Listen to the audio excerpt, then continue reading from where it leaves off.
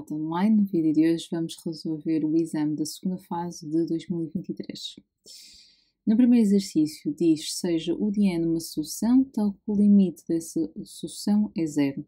Qual das expressões seguintes pode ser o termo geral da sucessão?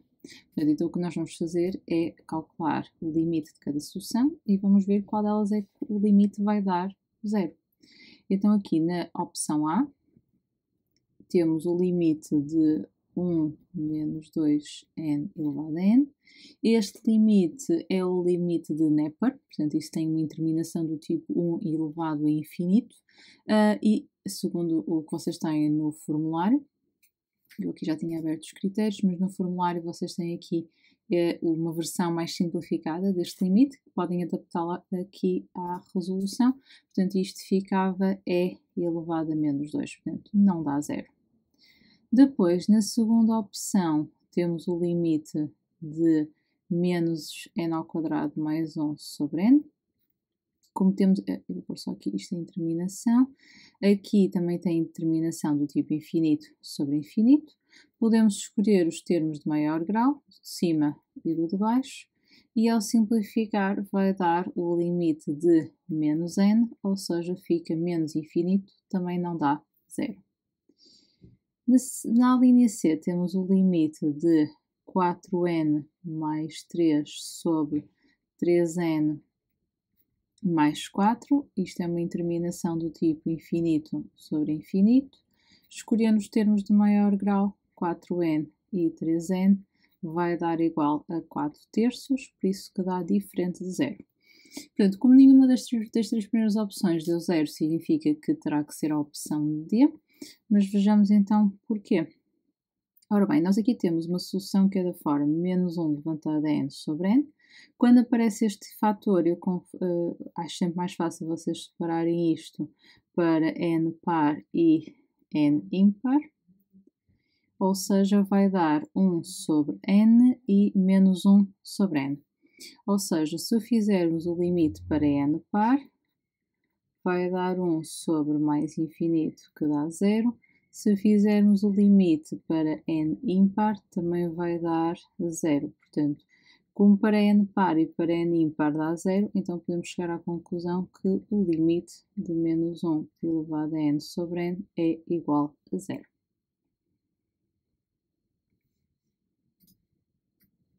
No exercício 2, considera um triângulo equilátero, por isso os três lados têm o mesmo comprimento. Sabemos que o comprimento vai ser 1. Unindo os pontos médios dos lados desse triângulo, obtém-se um segundo triângulo. Unindo os pontos médios dos lados do segundo triângulo, obtém-se um terceiro triângulo. Continuando a proceder deste modo, obtém-se uma sequência de n triângulos, sendo n maior do que 4. Ok, pelo menos então tem que ser 5 triângulos. Na figura 1 representam-se os primeiros 4 triângulos da sequência, mostra que a soma dos perímetros dos n triângulos da sequência é menor do que 6 unidades, qualquer que seja o valor de n.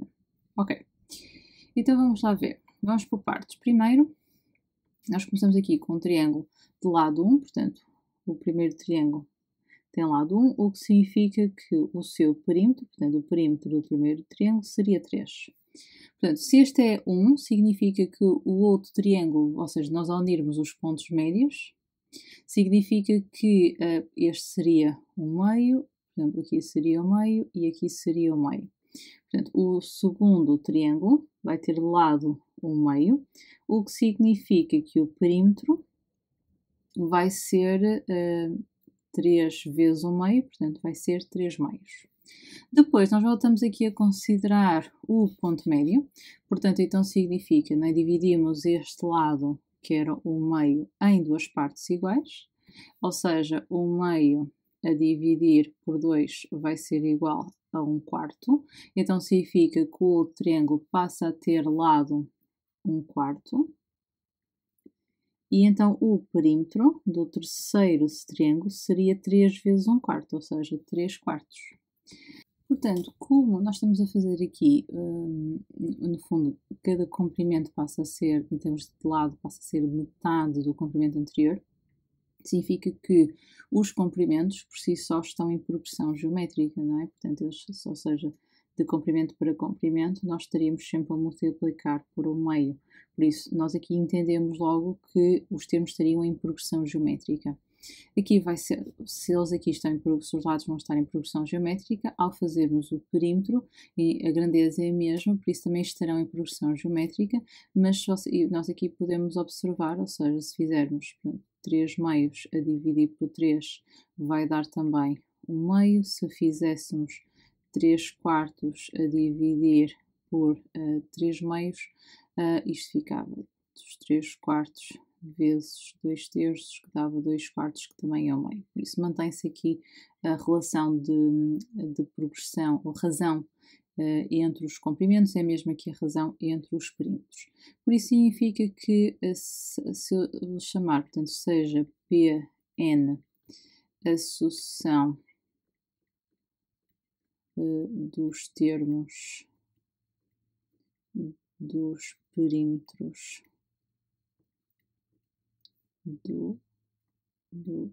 dos triângulos de ordem n. E aqui nós temos então que a razão é 1 meio e que os termos estão em progressão. Os termos encontram-se em progressão geométrica. Pronto, ok. Agora, continuando aqui, nós queremos mostrar aqui a soma dos perímetros dos n triângulos da sequência. Então significa que vamos ter que fazer aqui a fórmula da soma. Portanto, a fórmula da soma vocês podem ir buscá-la ao formulário. Portanto, aqui tem aqui a fórmula da soma das progressões geométricas. E vai ficar, neste caso, P de 1 vezes 1 menos a razão elevado a n, 1 menos a razão. Então, o primeiro perímetro é 3 vezes 1 menos 1 meio elevado a n, a dividir por 1 menos 1 meio. E vamos ficar com 3 vezes 1 menos 1 meio elevado a n, a dividir por 1 meio. Ou seja, vai ficar 6 vezes 1 menos 1 meio elevado a n. Ok. E apesar de nós queremos mostrar que a soma dos perímetros dos n triângulos é menor do que 6, eu vou utilizar a soma soma total, ou seja, vou representar o S como sendo, no fundo, representa a soma de todos os termos da sucessão. E se eu mostrar que a soma de todos os termos se aproxima de 6, ou seja, tende para 6, então significa que a soma de n termos, que será no fundo uma soma inferior, então significa que não vai acima de 6. Então vamos mostrar, portanto, o S representa aqui o limite de S de n, e se fizermos o limite de 6 vezes 1 menos 1 meio elevado a n, isto vai dar 6 vezes 1 menos 0, que tende para 6. Ao fazermos a soma de todos os termos da sucessão, porque fica, no fundo, provado que a soma dos n primeiros termos de sucessão tem que ser inferior a 6.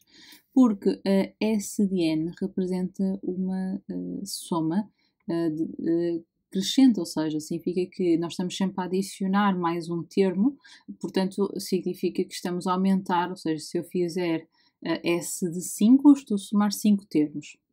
Se eu fizer S de 10, eu estou a somar 10 termos. Portanto, por muito pouco que seja os termos que nós estamos a adicionar, nós estamos sempre a adicionar termos, por isso. Então, o que é que isso significa? Que se eu fizer a soma total, não é? É um bocadinho abstrata, não é? Porque nós estamos a falar de um conjunto infinito de termos, mas se eu fizer a soma total e ela tende para 6, ou seja, aqui a ideia de que também não chega a ser 6, tende para, ao fazermos uma soma mais pequena, que no fundo é o S de n, ou seja, aqui a ideia de que S de n, não é menor do que S, e como a S de n é crescente, então significa que o S de N nunca pode ir vai ser inferior a 6, não é? Por causa da questão daqui do limite ser 6, da soma de todos os termos ser 6.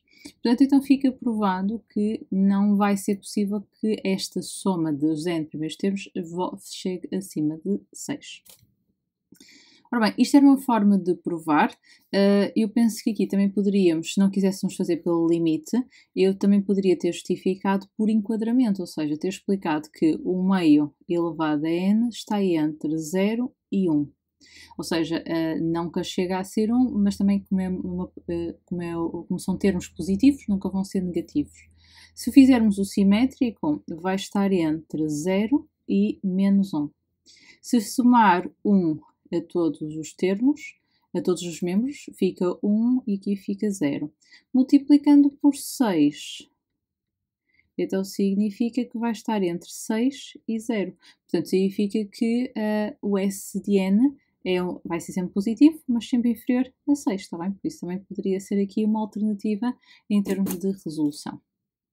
Não sei quais são os critérios, por isso vamos verificar. Para a primeira pergunta eu nem mostrei, pronto, que é a escolha múltipla, por isso ou acertam ou acertam. Agora aqui nós temos, portanto, reconheceu que os perímetros dos triângulos de sequência são termos consecutivos de uma progressão geométrica, portanto foi aqui que nós começamos a resolução do exercício. Depois, identificar a razão, que era um meio, certo? E identificar que o primeiro termo é 3. Portanto, o primeiro termo é 3 e a razão é um meio.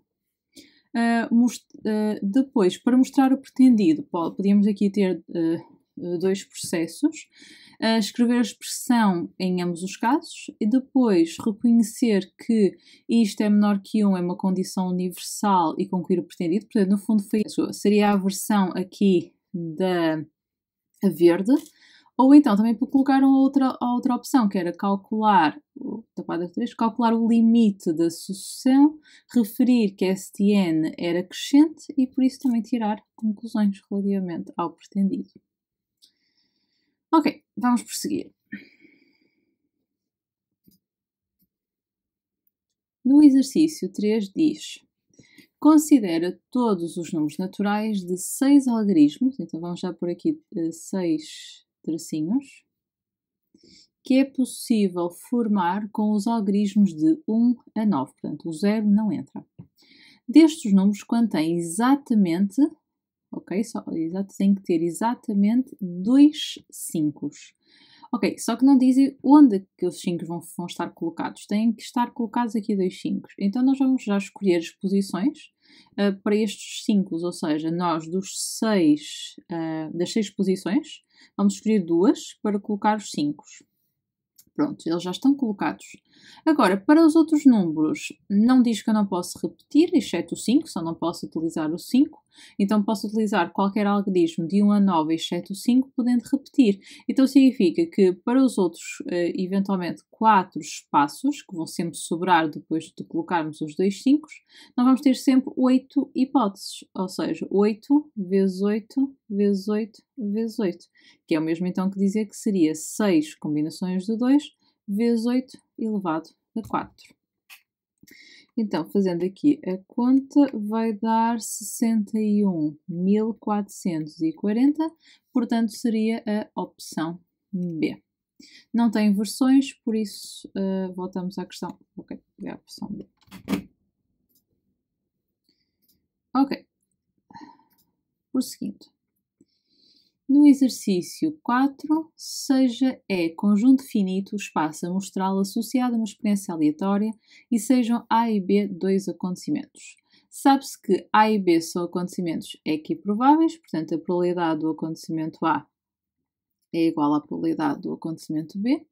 A probabilidade do contrário de A é 0,6, portanto o P de A seria 1 menos a probabilidade do acontecimento contrário, ou seja, o P de A é 1 menos 0,6, portanto 0,4.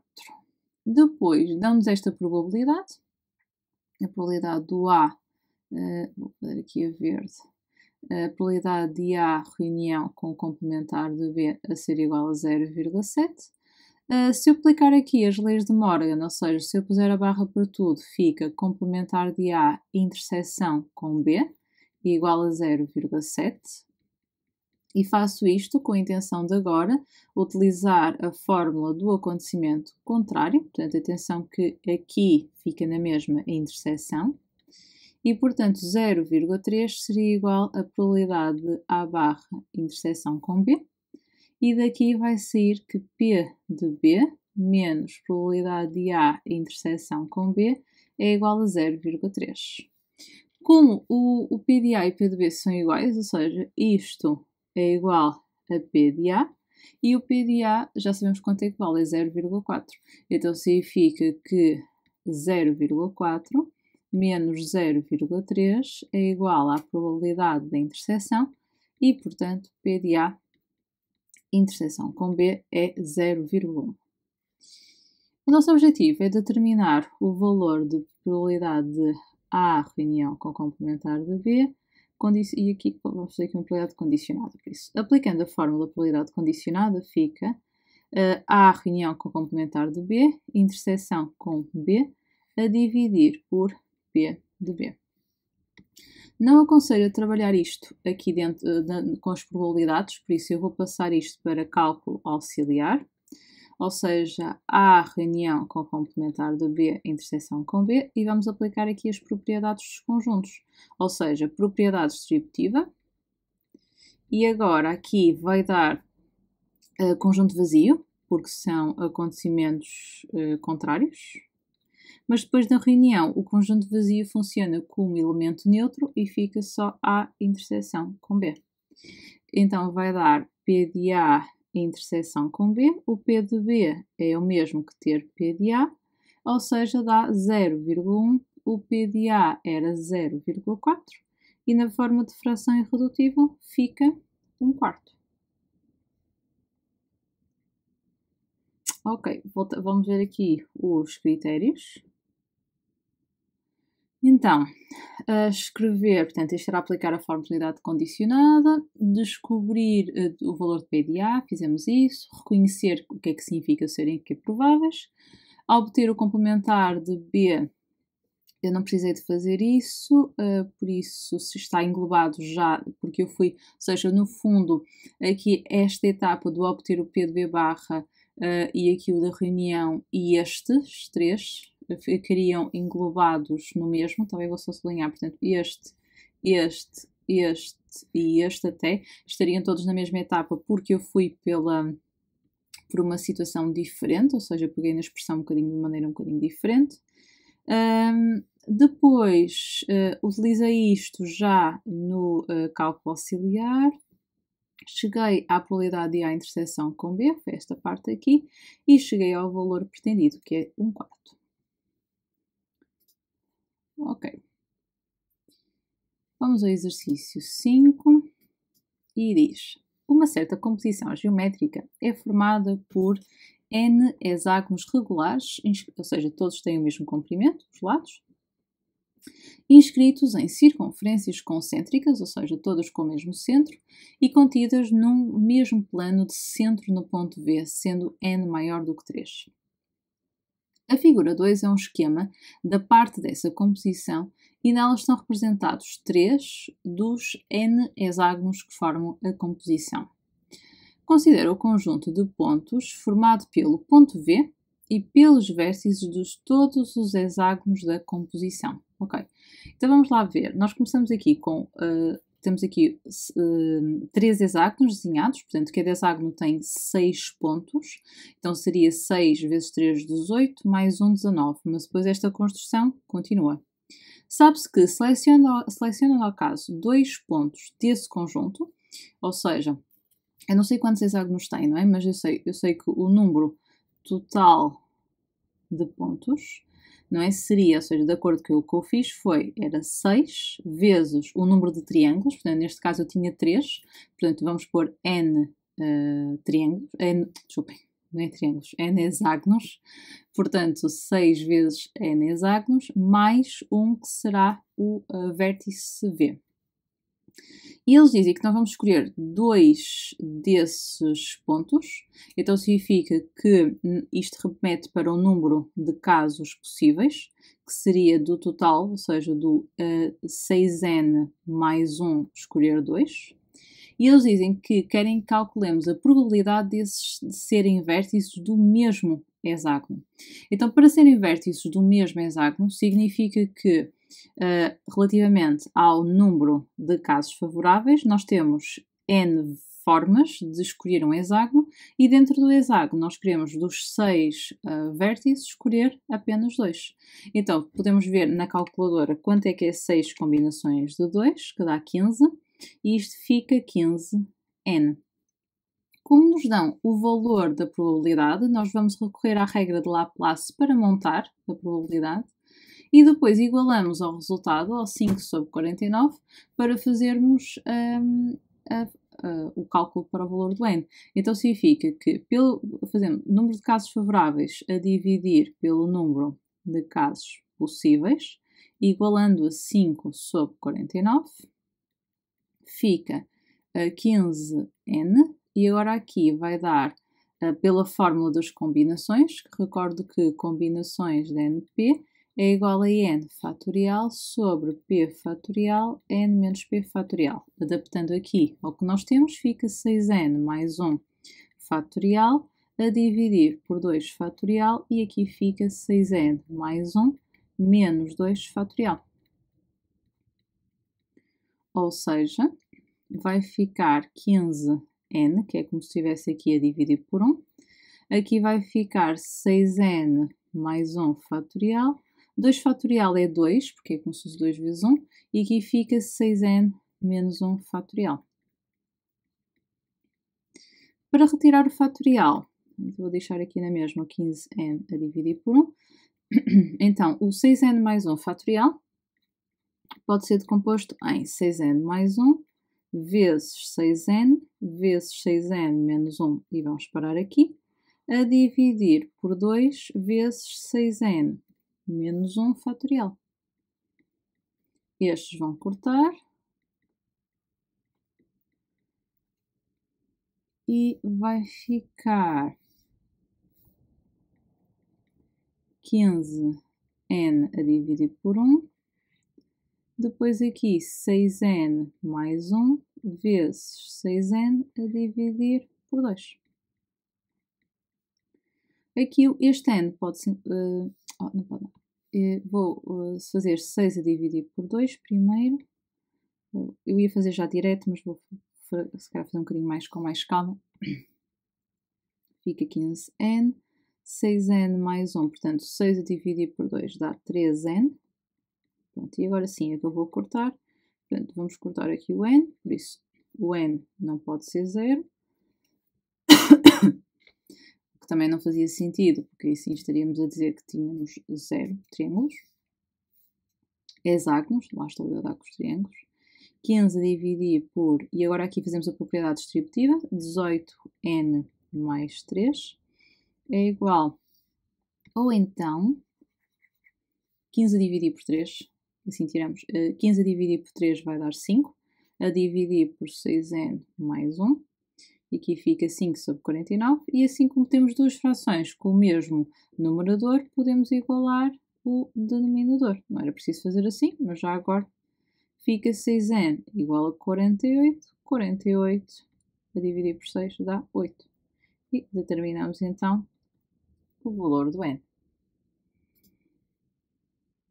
Pronto. Identificar o número de casos possíveis, podia ser identificado com combinações ou com arranjos. Depois, identificar o número de casos favoráveis, dependendo se for com combinações ou se for com arranjos. Obter a expressão e depois, ao resolver, chegar ao valor pedido.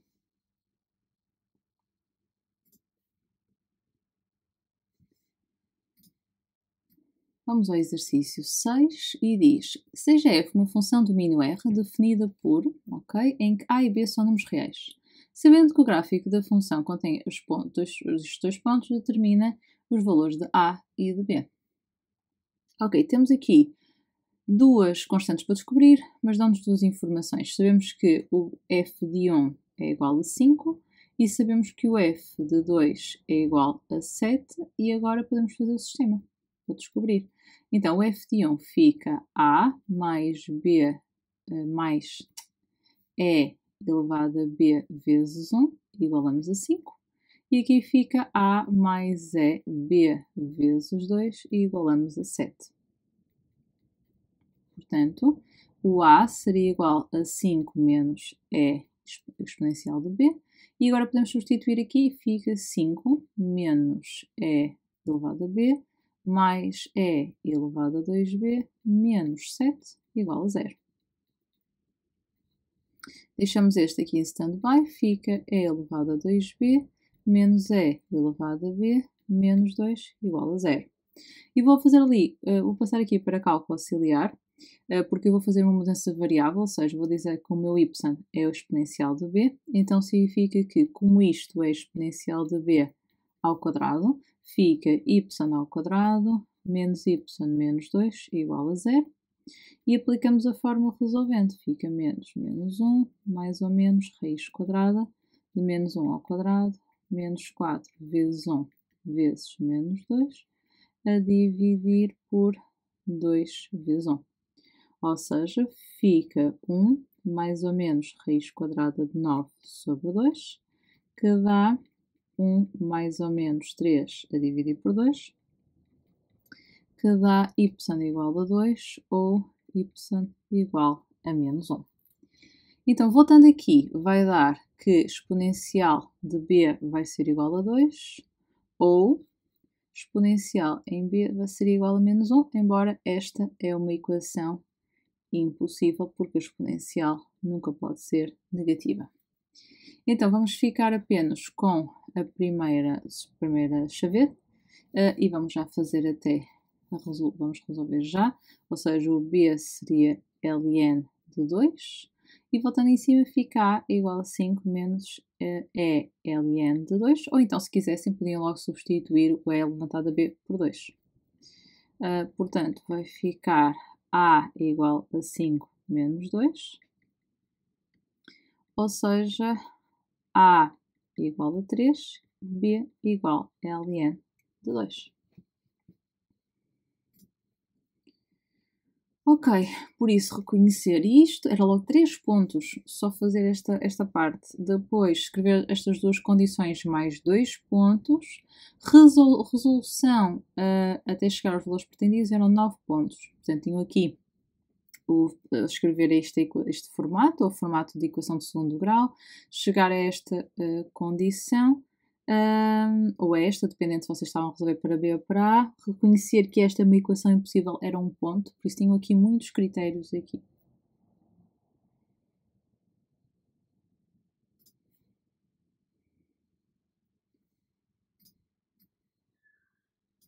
Ok, vamos ao exercício 7. Calcular o valor limite, portanto, limite quando x tende para 0 de seno de 2x sobre x. Isto começa por dar 0 sobre 0, ou seja, fica o limite quando x tende por 2. Não se esqueçam que tem o limite notável no formulário. E eu vou multiplicar, portanto, como aqui 2, eu vou pôr aqui um 2 e compensar. Como o 2x não é necessário fazer mudança variável porque continua a tender para 0, ficava 1 vezes 2, que é igual a 2. Portanto, a opção correta seria a D. Ok. Ui, não queria ir tudo.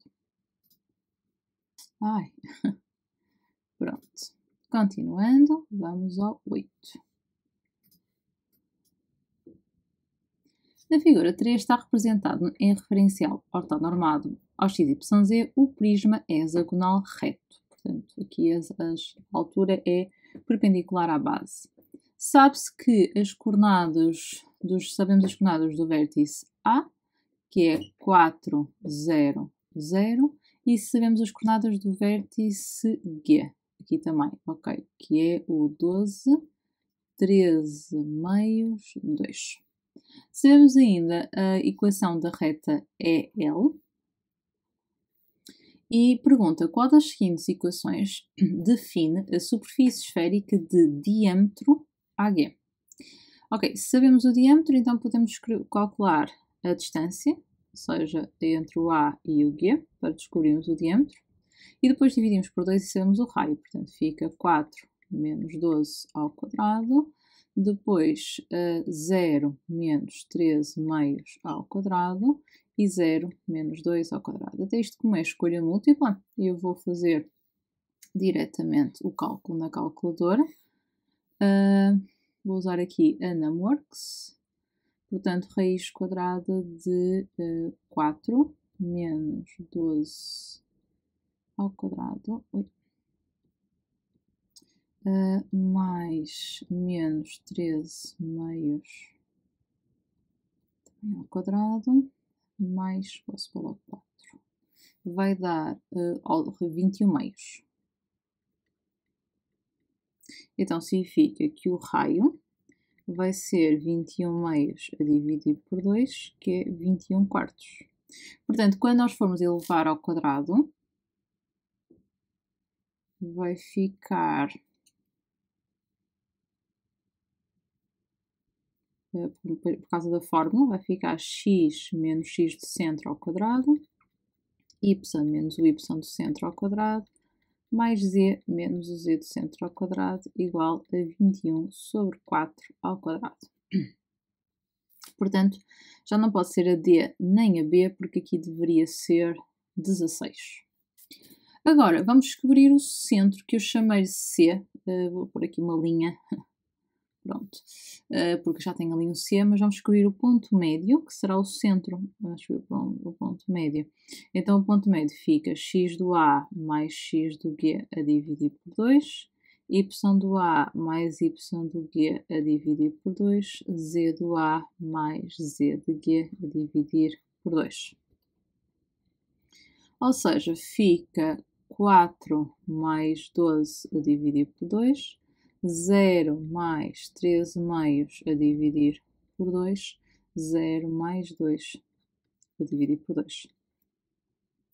12 mais 4 dá 16, 16 a dividir por 2 dá 8, depois aqui 13 quartos e aqui 1. Então o centro é em 8, 13 quartos, 1, e por isso já temos excluído as outras, fica a opção A. Vamos só conferir. 8.1, opção A. Ok. Vamos diminuir aqui um bocadinho. Agora, resolve este item sem recorrer à calculadora. Determina as coordenadas do vértice F do prisma. Ok. Então, nós queremos chegar a este vértice. Por isso, F pertence a este... O F pertence, por exemplo, a este plano. Para definir aqui, para encontrar aqui as coordenadas do ponto F, o que é que eu estava a pensar fazer? Portanto, começar por descobrir a equação deste plano, que eu já sublinhei aqui a azul. O plano é FA, porque contém o ponto F, e porque eu já tenho um vetor normal a esse plano e que sai um ponto. Pronto, tenho vetor normal em um ponto, consigo definir o plano. Depois, consigo definir a equação desta reta, a reta FG, e assim depois faço, porque a reta FG é paralela à reta L, portanto tem o mesmo vetor, e assim depois faço a interseção de reta com o plano e descubro as coordenadas do ponto F. Ok, então vamos a isso. Por isso, vamos começar por justificar que... vou só passar aqui para não ter que andar sempre a ir para cima.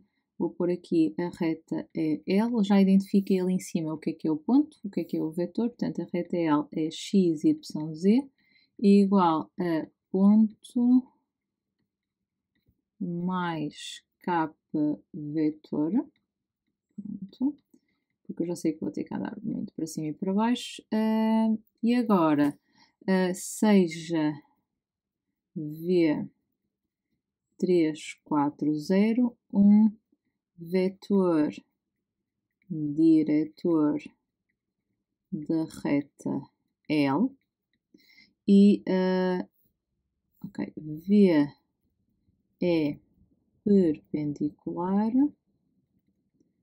perpendicular ao plano que nós queremos definir, portanto ao plano vou chamar AFE, por exemplo. Só precisamos de 3 letras para definir um plano. Pronto. Então significa que o plano vai ficar 3x mais 4y mais d igual a 0. Como passa no ponto A de coordenadas 4, 0, 0, fica, isto é um x, fica 3 vezes 4 mais 0 mais d igual a 0 e, portanto, d é igual a menos 12.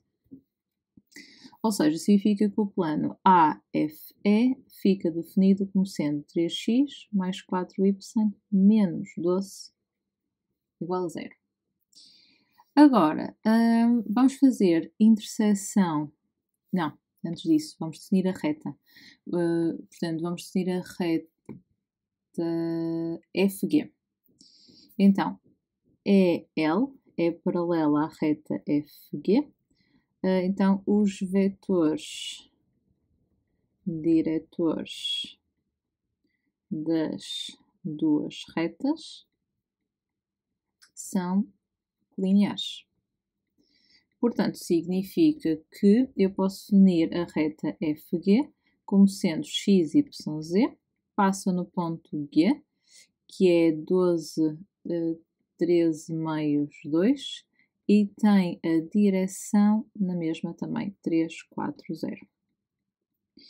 Ok, como eu vou ter que fazer a interseção de reta com o plano, então vamos definir o ponto genérico da reta FG, que no fundo é juntar tudo num ponto só, portanto fica 12 mais 3k, 13 meios mais 4k, 2, com o k pertencente a R.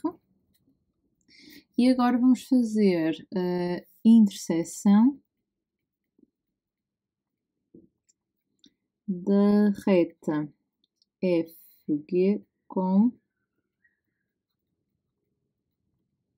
o plano AFE. Ou seja, vai ficar 3 vezes, portanto, o plano AFE, que é este plano aqui. Então fica, e aqui a reta, portanto, 12 mais 3k, depois mais 4, 13 meios mais 4k, menos 12 igual a 0. Por isso vai ficar 36 mais 9k, mais 26 mais 16k, menos 12. 9k mais 16k dá 25k. 30, aqui 36 mais 26 menos 12 fica mais 50. Então vai ficar 25k é igual a menos 50. K vai ser igual a menos 2. E agora vamos substituir ali onde diz o ponto genérico. Portanto, fica 12 mais 3 vezes menos 2. 13 meios mais 4 vezes menos 2 e 2. Portanto, fica 12 menos 6, 13 meios menos 8 e 2. Ou seja, o ponto F fica 6. 13 meios menos 8 fica menos 3 meios e 2. Que ali ficou, parece, se rabiscar, ficou ali um menos.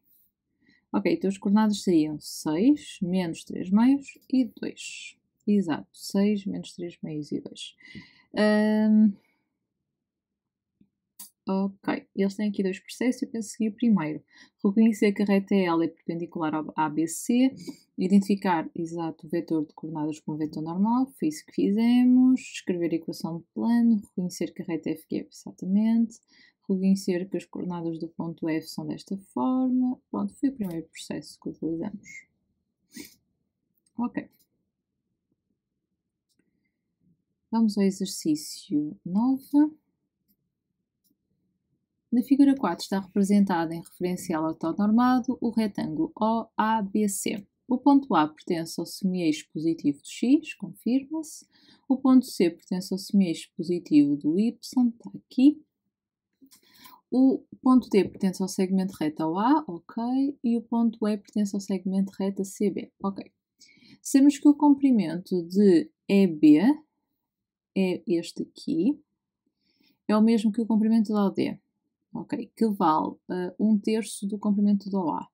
Ok, então significa que se isto for A e se isto for A, o OA é 3A. Depois, o OC é OA sobre 4, ou seja, como eu designei o OA por 3A, então fica 3A sobre 4, ok? Portanto, aqui este comprimento.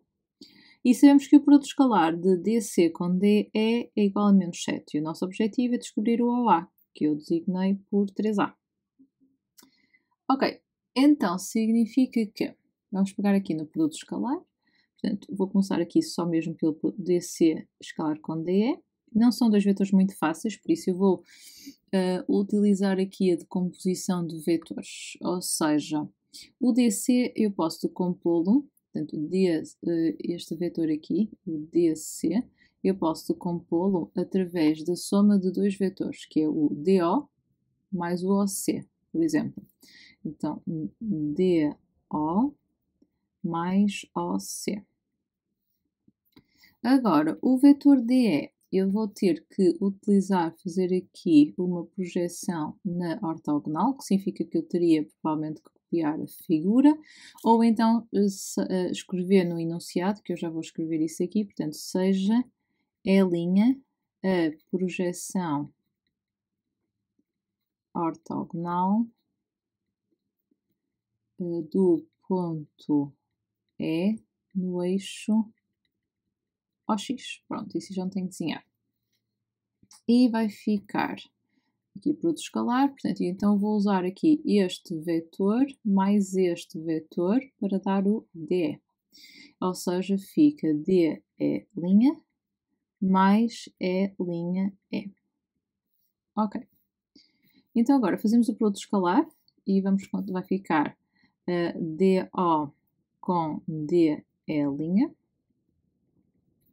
DO com E', OC com DE', OC com E'. Pronto. Agora, o que é que acontece? O vetor DO e o vetor DE' são dois vetores lineares com sentidos contrários, portanto, então fica norma do vetor DO vezes norma do vetor DE' vezes cosseno de 180 graus. O DO com o E' são perpendiculares e, ao serem perpendiculares, o produto escalar entre eles vai ser igual a 0. O OC com o DE' também são vetores perpendiculares, por isso o produto escalar vai ser igual a 0. E o OC E' são dois vetores lineares com o mesmo sentido. Então fica a norma do vetor OC vezes a norma do E' vezes o cosseno de 0. Ok, o DO tem comprimento A, o DE' vai ser, ora bem, se olharmos para aqui para cima, se este comprimento é A, e se o E'' também vai ser A, então, como o todo eu designei por 3A, este também vai ser A. Então fica aqui A vezes menos 1. O OC é 3A sobre 4. O E' também é 3A sobre 4, só que como é cosseno de 0 fica 1. Então vai dar menos A ao quadrado mais 9A ao quadrado sobre 16, que fica, encontrando aqui o mesmo denominador, menos 16 sobre 16 ao quadrado mais 9A ao quadrado sobre 16, que vai dar menos 7A ao quadrado sobre 16. Ok, agora, como sabemos o valor deste produto escalar, portanto sabemos que ele é igual a menos 7, então vamos voltar aqui. Como o produto escalar de DC com DE é igual a menos 7, então menos 7A ao quadrado sobre 16 igual a menos 7. Vão cortar os menos 7, portanto A ao quadrado sobre 16 vai ser igual a 1. Ou seja, A ao quadrado é igual a 16. A vai ser igual a mais ou menos raiz de 16, ou seja, A vai ser igual a mais ou menos 4. Como o A representa aqui um comprimento, ou seja, como o A é maior que 0, então A é igual a 4. Logo, a distância do O ao A vai ser 3 vezes 4, que dá 12. Vamos ver aqui os critérios.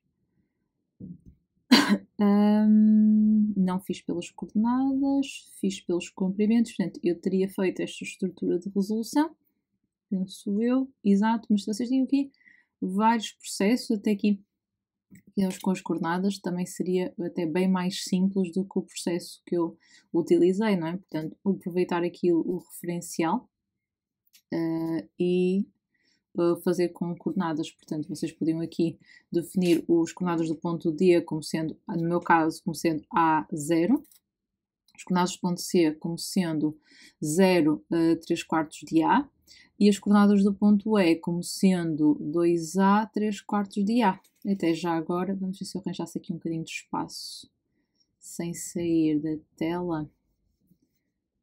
Será que eu consigo? Vou por aqui outro processo, por aqui ao lado, se calhar, para não ter que estar a mexer. Se tivesse, ou seja, da forma como eu estava a dizer aqui, ou seja, as coordenadas do ponto D seriam A0, as do ponto E seriam 2A, 3A sobre 4, e as do ponto C seriam 0, 3A sobre 4. Então significa que o vetor DC seria C menos D, ou seja, 0, 3A sobre 4 menos A0, que fica menos A, 3A sobre 4. Depois, o vetor DE seria 2, seria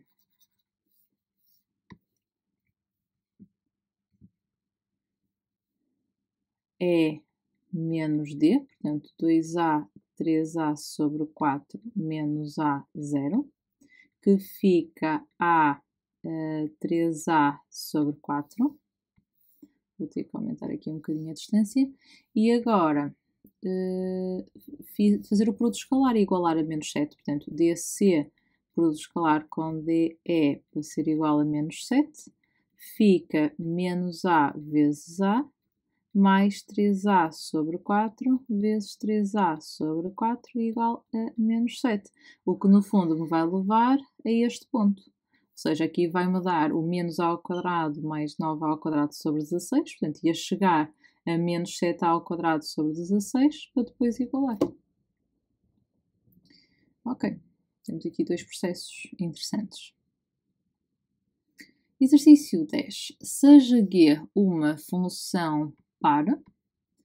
Ok, portanto, então significa que o seu gráfico é simétrico em relação ao eixo vertical, ou seja, mesmo que dizer que G de x é igual a G de menos x, diferenciável de domínio R exceto menos 1 e 1.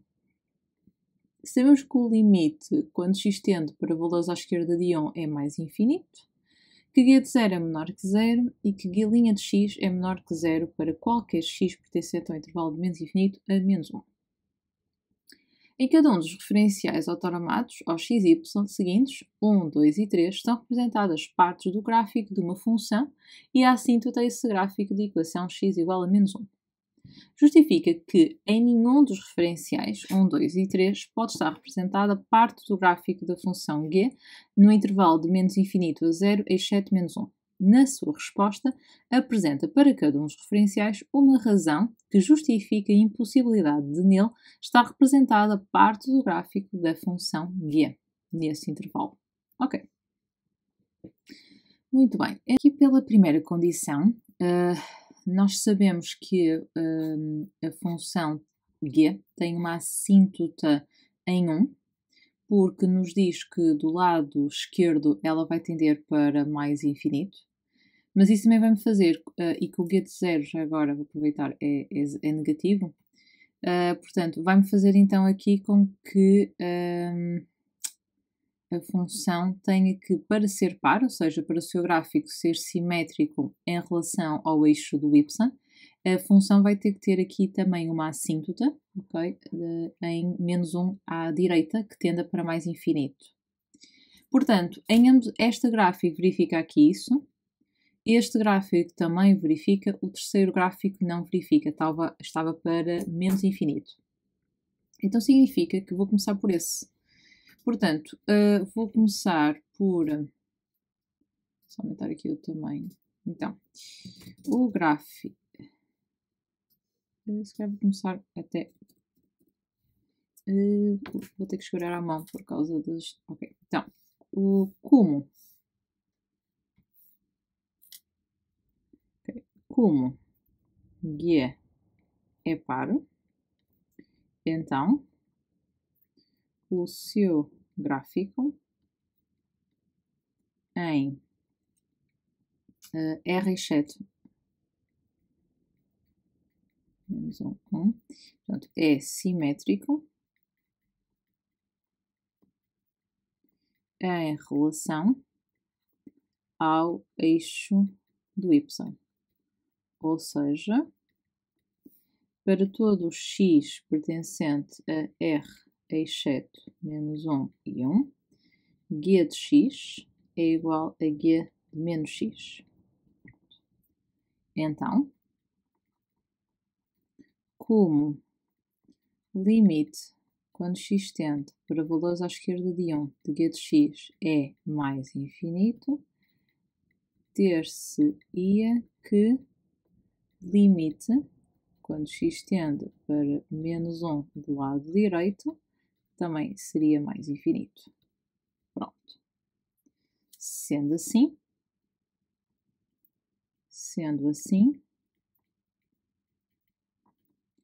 o gráfico 3 não pode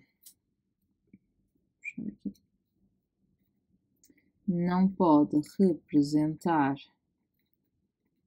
a função g, pois para x a tender à direita de 1, o limite da função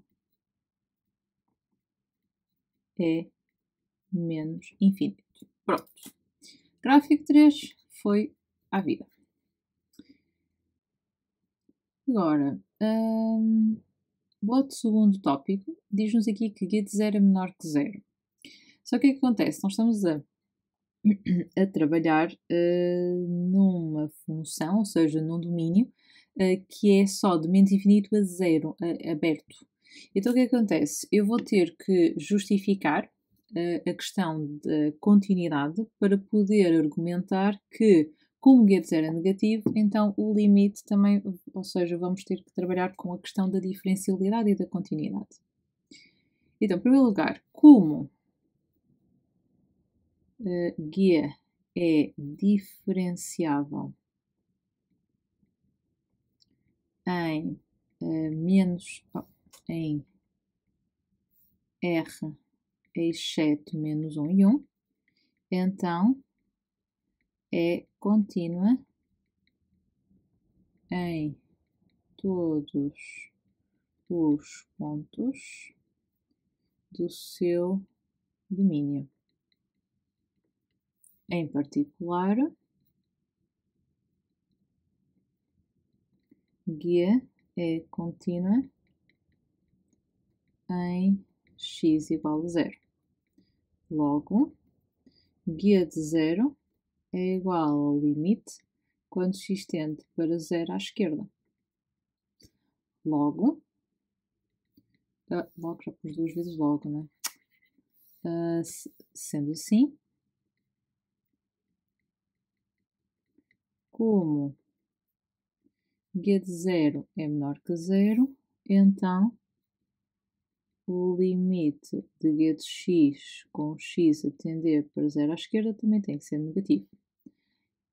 Sendo assim, ok, e vou interligar, portanto, e tal não se verifica no gráfico, eu penso que seja o 1. Exato, no gráfico 1, porque o limite à esquerda seria positivo. Pronto. Agora, no gráfico 2, vai estar relacionada com a questão da derivada. Portanto, se a primeira derivada é negativa, significa que a função seria decrescente dentro deste intervalo, e o que nós estamos aqui a verificar é que a função era crescente do intervalo de menos infinito a menos 1.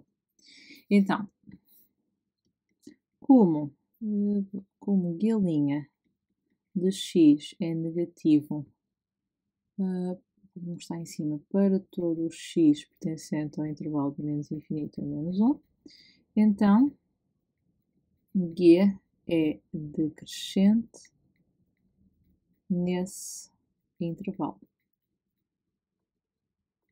Logo,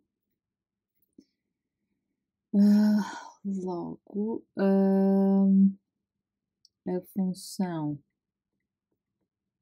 representada em 2 não corresponde à função g, pois em menos infinito a menos 1 é crescente. Ok. Vamos então aqui aos critérios. Por isso, eu vou pela ordem que eu resolvi. Então, no terceiro tópico, justifica a impossibilidade relativamente ao referencial 3, dado que g é par e o limite à esquerda é mais infinito, tem-se que o limite de menos 1 à direita também é mais infinito. Ok. Depois fui ao gráfico 1. Dado que g, por ser diferenciável, é contínua, tem-se que, pronto, isto é negativo e o limite convergente para zero à esquerda era positivo. Pronto. Depois, aqui temos dizer, ok, neste intervalo é decrescente e a função não é decrescente. Pronto. Está então cumprido aqui os tópicos da resposta. Vamos ao exercício 11. E temos que na figura 5 está representado no plano complexo um triângulo equilátero, portanto, os três lados iguais, inscrito numa circunferência decente na origem do referencial. O ponto A pertence à parte positiva do eixo imaginário, os pontos A e B são os afixos dos números complexos, portanto, este é para o Z1, este é para o Z2, a qual dos quadrantes do plano complexo representa sempre o afixo, ok. Portanto, nós podemos associar este triângulo equilátero como sendo as raízes, como sendo correspondente às três raízes de um número complexo, o que significa que a rotação, portanto, ou seja, de vértice para vértice, nós estaríamos a rodar 2π sobre 3. Então eu posso dizer que o Z de B acaba por ser o Z, ou neste caso, o Z2, que foi assim que eles designaram, o Z2, seria o Z1 vezes E de I de 2π sobre 3. Como o Z1 é um imaginário puro positivo, então ficava molde de Z1 E de I π sobre 2 vezes E de I de 2π sobre 3. E juntando os argumentos fica 7π sobre 6. Portanto, ao fazermos Z1 ao quadrado vezes Z2, vai ficar então módulo de Z1 vezes E de I de π sobre 2 ao quadrado vezes módulo de Z1 vezes E de I de 7π sobre 6. Portanto, módulo de Z1 ao quadrado é de I π vezes módulo de Z1 vezes E de I de 7π sobre 6. Então ficava módulo de Z1 ao cubo, portanto, mas isso não nos vai interferir, e aqui vai ficar π mais 7π sobre 6, ou seja, fica 13π sobre 6. Portanto, o 13π sobre 6 se der mais jeito, nós podíamos converter para graus, mas podemos pensar no seguinte: uma volta completa seria 12π sobre 6, que é o equivalente a 2π. O que significa que 13π sobre 6 acaba por ser a tal volta completa, mais um bocadinho, mais π sobre 6. Como isto é uma volta completa, então acabamos de ficar só com o π sobre 6. E o π sobre 6 é um ângulo que está situado no primeiro quadrante, porque representa 30 graus. Então a opção correta seria a opção A.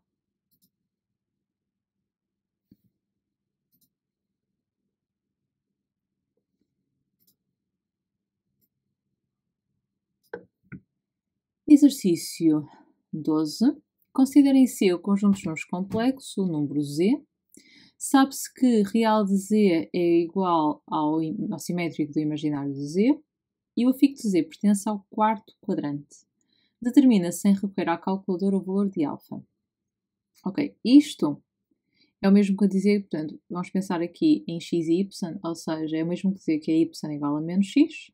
Portanto, no fundo, estamos a dizer que o nosso número complexo está situado não parece, não é? Porque agora desenhei a reta muito torta, mas está situado na bissetriz dos quadrantes pares do quarto quadrante. Então, estas duas primeiras condições é a mesma coisa dizer que o argumento do Z tem que ser da forma, ora bem, para pertencer às bissetrizes, a bissetriz divide o plano, cada quadrante em duas partes iguais. Portanto, é como se fosse, para utilizar aqui a bissetriz dos quadrantes pares, pode ser, por exemplo, 7π sobre 4 mais 2kπ. Por exemplo, ou menos π sobre 4 mais 2kπ. Se calhar até vou pôr para ficar em concordância com a notação de argumento. Pronto. Mas vamos ter que simplificar o Z, ou seja, o Z é 2i elevado a 11, é de i de alfa a dividir por menos 1 menos raiz 3i. Ok, vamos por passos. Então, o primeiro passo aqui é simplificar o i elevado a 11. Então, 11 a dividir por 4, portanto, vai dar 4 vezes 2 dá 8, para 11 vai dar resto 3, portanto, é o mesmo que ter i ao cubo, e o i ao cubo é menos i. Segundo passo será, por exemplo, converter o menos 1 menos raiz 3i para a forma trigonométrica. E, para isso, nós vamos precisar do módulo deste número complexo. Este número está situado no terceiro quadrante e o argumento do menos 1 menos raiz 3i é, antes de fazermos isso, precisamos da tangente, fica menos raiz 3 a dividir por menos 1, que dá raiz 3, portanto o argumento de menos 1 menos raiz 3i, agora sim, precisamos de um ângulo de terceiro quadrante, então pode ser o menos π mais, para dar raiz 3, pode ser o π sobre 3, por isso menos 2π sobre 3. Então significa que o Z, vou mais para baixo, fica 2 vezes menos i, vezes e de i de alfa, a dividir por 2 e de i de menos 2π sobre 3. Entretanto, isto vai cortar. O menos i também vamos converter para a forma trigonométrica. Portanto, vai ficar e de i de... Ora bem, o menos i está situado na parte negativa. Portanto, vai ficar do eixo imaginário, por isso fica menos π sobre 2, vezes e de i de alfa. E aqui fica e de i de menos 2π sobre 3. Portanto, em cima vamos juntar, fica alfa menos π sobre 2. E depois aqui vamos subtrair. Então fica alfa menos π sobre 2. Ficava menos 2π sobre 3, que acaba por passar a mais. E agora vamos fazer aqui a conta. Portanto, menos π sobre 2 mais 2π sobre 3 fica mais π sobre 6. Ok, Como eu já tinha concluído em cima que então agora preciso que o argumento seja daquele formato, então para o argumento de z ser da forma menos π sobre 4 mais 2kπ, com k a ser um número inteiro, então significa que alfa mais π sobre 6 tem que ser igual a menos π sobre 4 mais 2kπ, ou seja, alfa vai ser igual a menos π sobre 4 menos π sobre 6, que dá menos 5π sobre 12. Mais 2kπ.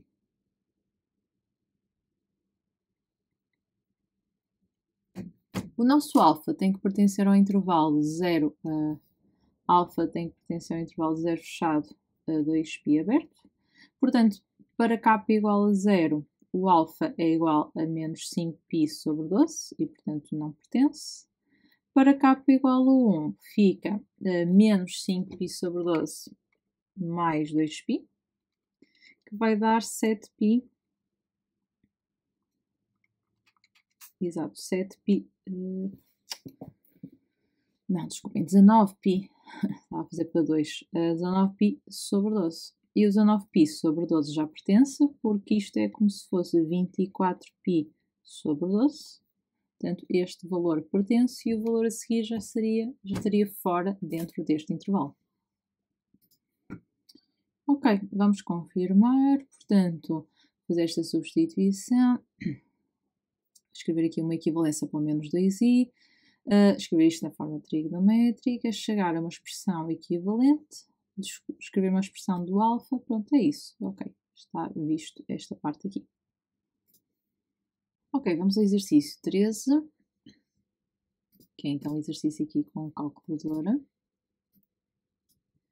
Para fazer obras de remodelação das instalações, uma pequena empresa pretende pedir o empréstimo a um banco a pagar em prestações mensais iguais. De acordo com a proposta do banco, o valor da prestação mensal a pagar, P, em euros, é dado em função da taxa de juro anual aplicada, em percentagem.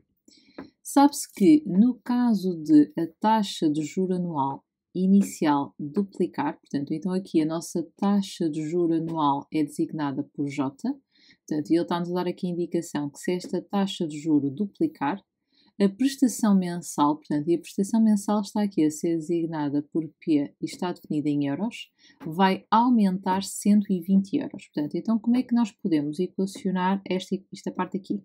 Então, se o juro duplicar, a prestação mensal, em relação ao juro anterior, passa a ser mais 120.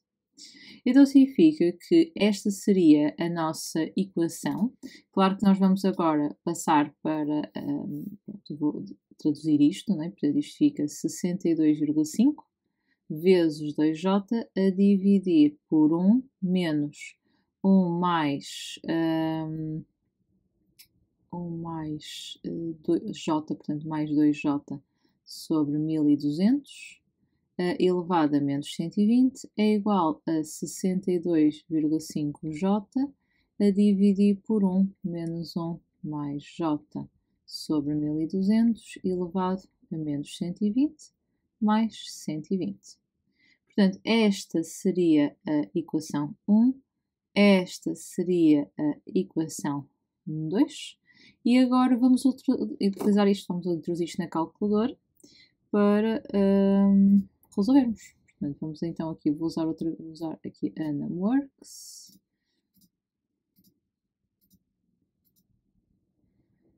Fica 62,5 vezes 2x, 1 menos 1 mais 2x sobre 1200, elevado a menos 120. Fica agora outra função, 62,5 vezes x, 1 menos 1 mais traço fração, x sobre 1200 e aqui fica elevado a menos 120 e é mais 120. Ok? E agora vamos traçar o gráfico. Claro que vamos ter que pensar aqui um bocadinho na janela. Portanto, em termos da janela visualização, aqui nos eixos, o que é que faz sentido? Nós estamos a trabalhar com isto X, ok. Nós estamos aqui a trabalhar, o nosso P representa a prestação mensal, por isso estamos a trabalhar aqui com dinheiro, por isso se calhar vamos pôr uma prestação, ou seja, aqui vai haver um aumento de 120, portanto, então se calhar, portanto aqui diz-nos que a prestação é dada, certo, portanto vamos pôr aqui. Eu vou pôr de 0 a 200. Eu acho que não vai ser suficiente. 500. Pronto, ok. E...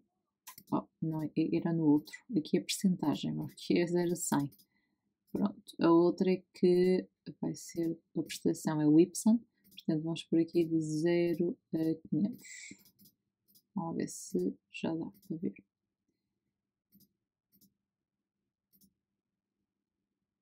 Ok, ainda não apareceu, por isso vamos aumentar mais o eixo do Y.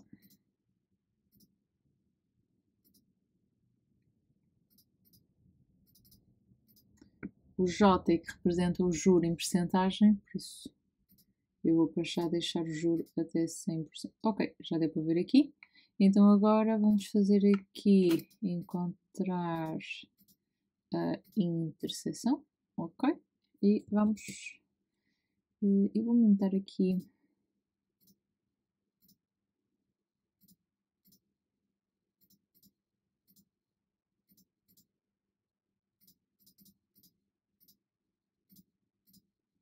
vou aumentar mais o Y, ok. Prefiro assim, acho que se vê melhor até para representar.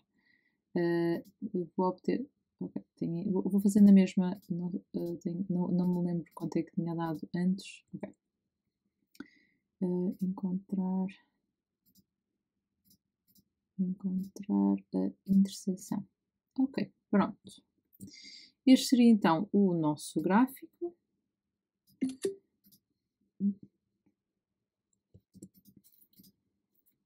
Eu vou só passar por aqui para ser mais fácil, mas eu vou fazer a representação à mão.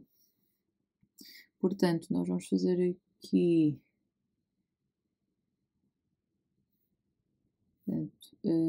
EJ em função de P. Temos aqui duas funções.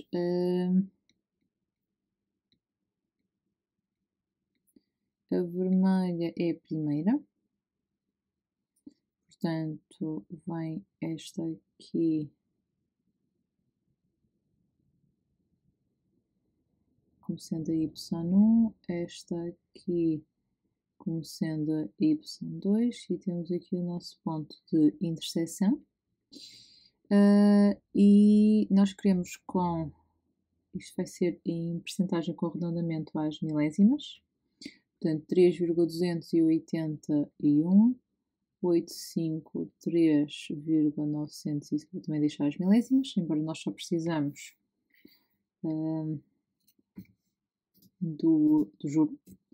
E aqui a nossa resposta era que a taxa de juro inicial seria de aproximadamente 3,281%. Ok. Está feita a identificação, a equação, penso que ponto relevante, ok, está tudo.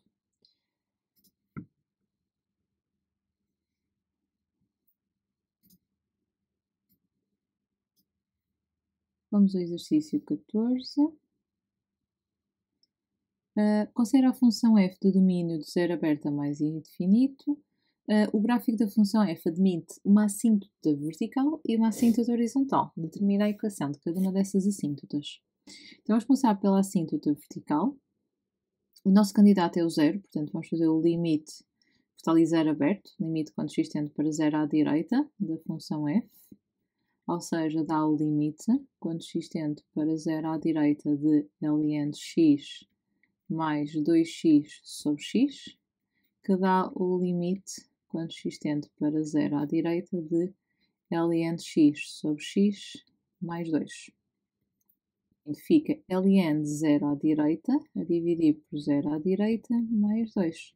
ln de 0 à direita dá menos infinito, a dividir por 0 mais, fica menos infinito mais 2, ou seja, dá menos infinito.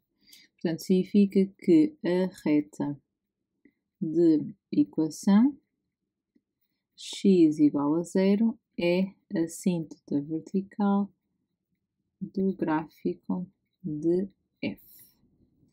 Como f é contínua no seu domínio,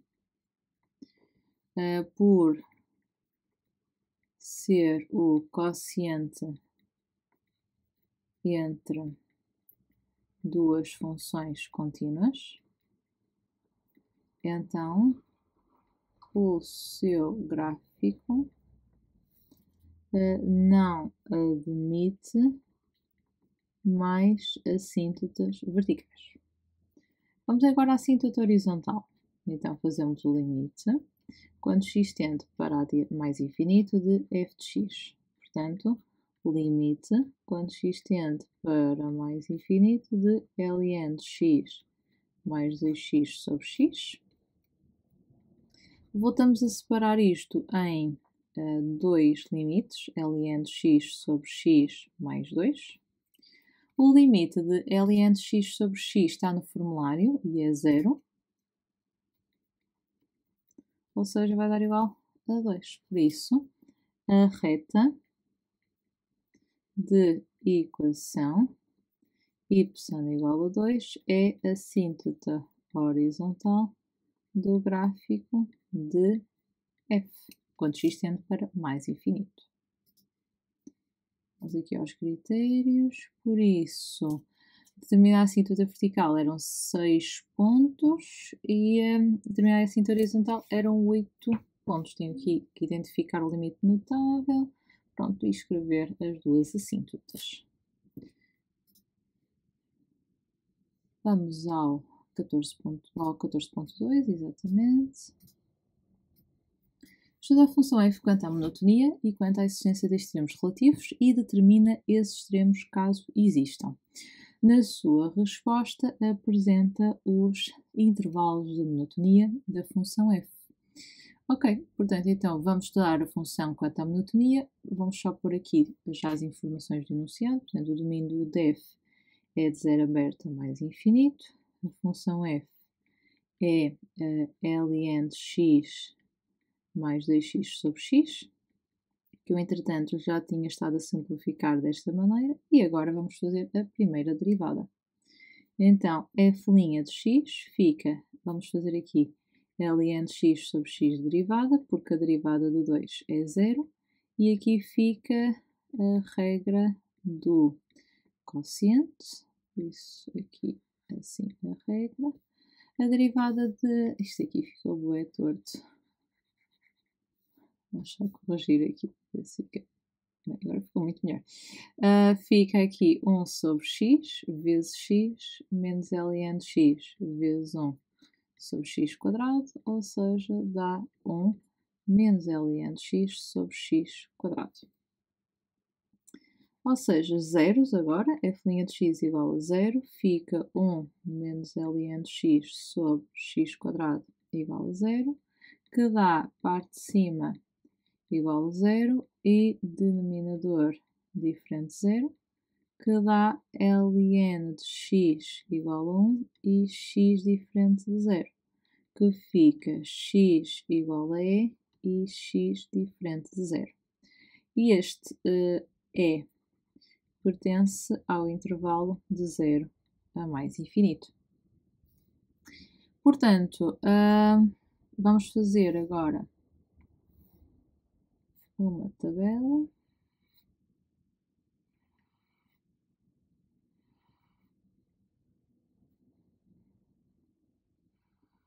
Portanto, fica aqui com o 1 menos ln de x, com o x ao quadrado, com o sinal da f' para estudar a monotonia de f.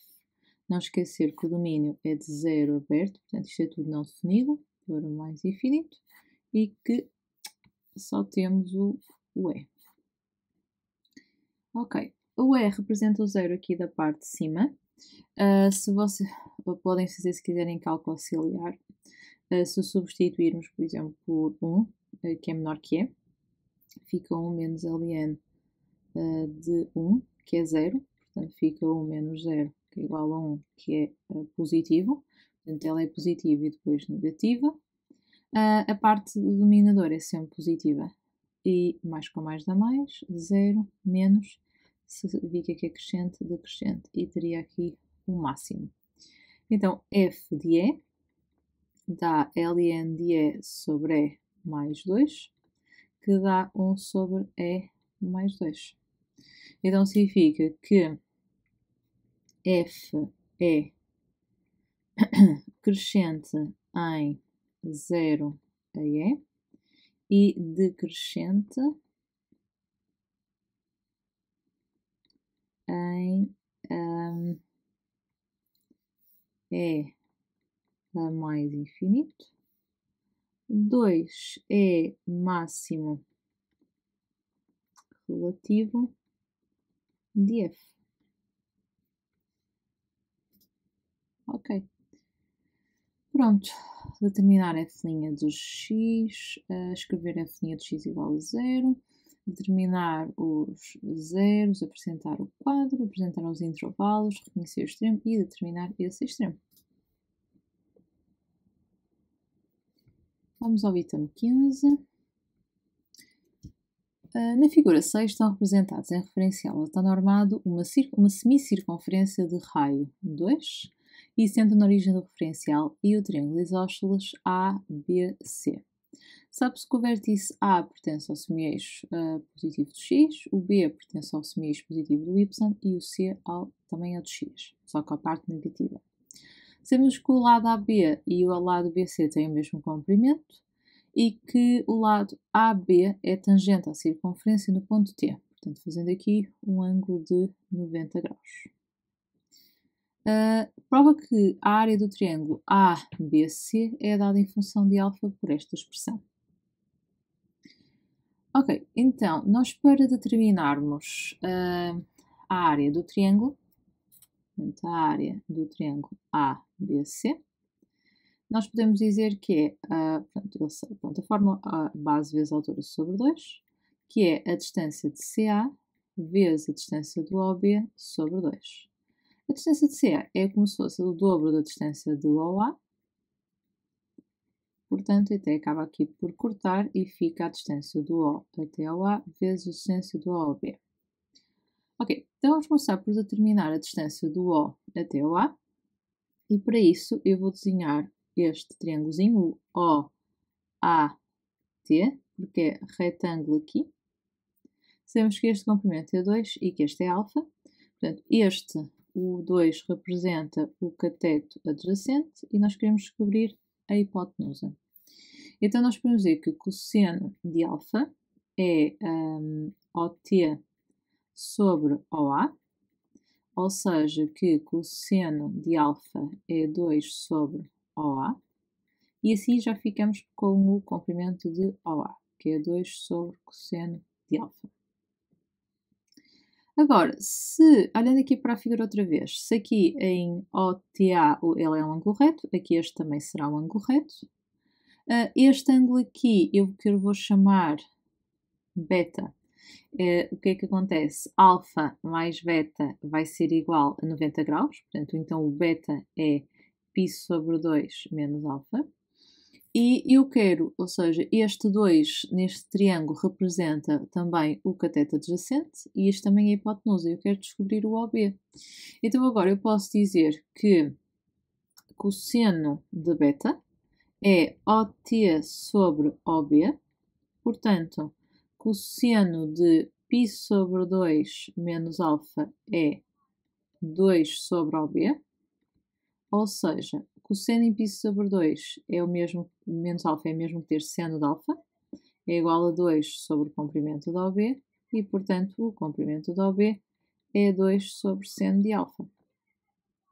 Sendo assim, aquilo que nós queríamos determinar, que era a área do triângulo ABC, vai ficar o comprimento de OA, que é 2 sobre cosseno de alfa, o comprimento de OB, que é 2 sobre seno de alfa, que vai dar 4 sobre cosseno de alfa vezes seno de alfa. E agora, se eu passar por uma fração equivalente, multiplicando em cima e em baixo por 2, fica 8 a dividir por 2 seno de alfa cosseno de alfa, ou seja, dava 8 seno de 2 alfa. E era isso que nós queríamos mostrar.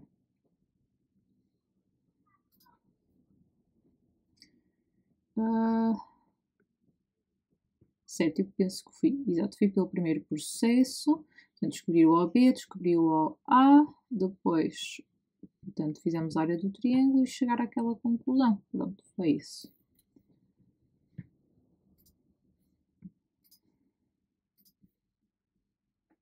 E vamos ao último exercício. Considera as funções f e g de domínio de 0 aberto a mais infinito, definidas por f de x é igual a k sobre x e g de x é igual a menos k sobre x, em que o k é positivo. Considera ainda dois pontos, P e Q, com a mesma abscissa e que pertencentes, respectivamente, ao gráfico da função f e ao gráfico da função g. Então, o ponto P eu vou designá-lo por A, f de A. Portanto, significa que o ponto P é A, K sobre A. E o ponto Q é A, G de A. Portanto, é A menos K sobre A. Seja a reta S tangente ao gráfico de F no ponto P, então significa que o declive da reta S é F' de A. Portanto, vou já fazer aqui a derivada, que fica menos k sobre x quadrado. A reta t é tangente ao gráfico da função g no ponto Q. Então, o declive da reta t vai ser g' também em A. Então, vamos fazer já aqui a derivada, que fica k sobre x quadrado. O ponto R é o ponto de interseção das duas retas S e T. Mostra que, qualquer que seja a abscissa dos pontos P e Q, a área do triângulo é igual a K. Ok. Então, nós temos aqui duas funções, f e g, ok? Sabemos dois pontos, sabemos aqui o declive, não é? Porque isto do declive aqui, este ficava menos k sobre a ao quadrado, e esta tem declive então negativo, e esta fica k sobre a ao quadrado tem declive positivo. Então, no fundo, portanto, a reta S vai ficar com declive negativo, a reta T vai ficar com declive positivo, e elas vão se intersetar aqui no R. E eles dizem-nos que, independentemente... e estes dois pontos, portanto, o S é o P e este é o Q. Bom, vamos imaginar assim, que eles têm a mesma abscissa, não é? Portanto, então temos aqui o triângulo. E eu quero mostrar que a área deste triângulo vai ser igual... que vai ser igual a K. Pronto. Ok, vamos então descobrir as equações das retas. Portanto, vamos começar por descobrir a equação da reta S. A reta S fica y é igual a menos k sobre a ao quadrado x mais B, passa no ponto P, que é A k sobre A, então fica k sobre A é igual a menos k sobre A ao quadrado vezes A mais B, ou seja, fica k sobre A mais k sobre A igual a B, portanto 2k sobre A é igual a B. Logo, y é igual a menos k sobre A ao quadrado x mais 2k sobre A. Depois, reta T.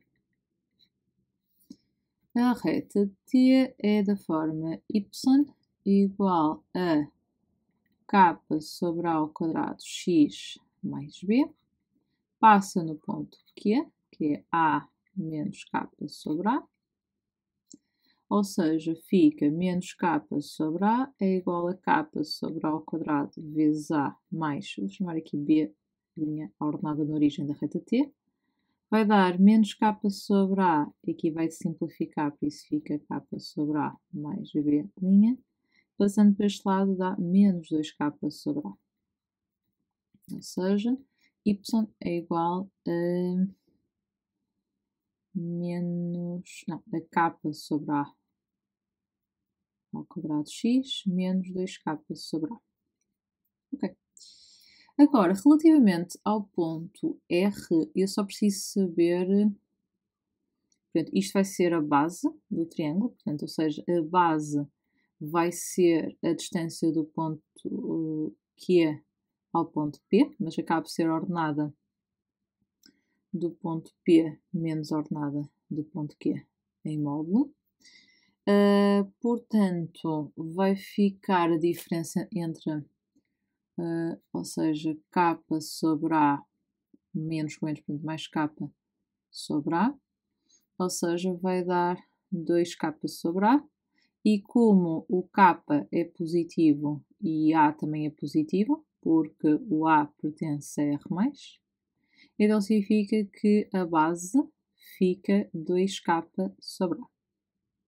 Já a altura, portanto, a altura vai ser a distância, portanto, eu vou precisar da abscissa do ponto R menos a abscissa dos pontos, isto também é módulo. Portanto, eu vou descobrir a abscissa dos pontos, ou seja, vamos então fazer aqui a interseção do ponto R, portanto, vamos fazer aqui a interseção entre as retas, a interseção da reta T e S, ou seja, vai ficar menos k sobre A ao quadrado x mais 2k sobre A é igual a k sobre A ao quadrado x menos 2k sobre A. Portanto, vai ficar menos 2k sobre A ao quadrado x é igual a menos 4k sobre A. Como o k é diferente de 0, então posso cortar. E vai ficar menos 2x sobre A ao quadrado é igual a menos 4 sobre A. Como o A também é diferente de 0, então posso tirar um A de cada um.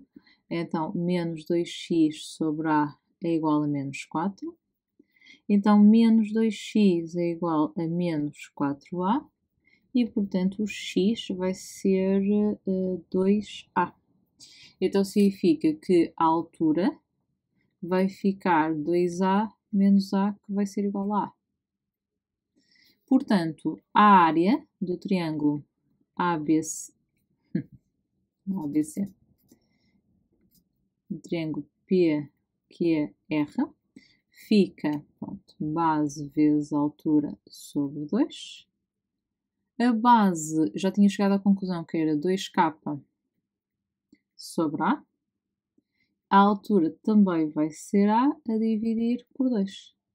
Então vai dar 2k sobre 2, que é igual a k, que era o que nós queríamos mostrar.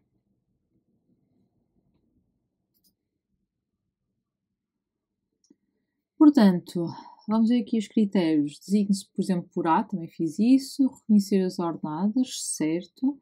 Determinar as derivadas, está certo. Obter as equações das retas também. Determinar as coordenadas, eu só fui descobrir a abscissa, que era a única coisa que eu precisava. Reconhecer que A é a altura do triângulo. Reconhecer que 2K sobre A é o comprimento e concluir o pretendido. Ok. Dou por concluída a resolução do exame. Se tiverem algum comentário ou alguma dúvida, deixem na secção também de comentários aqui do vídeo. Até à próxima!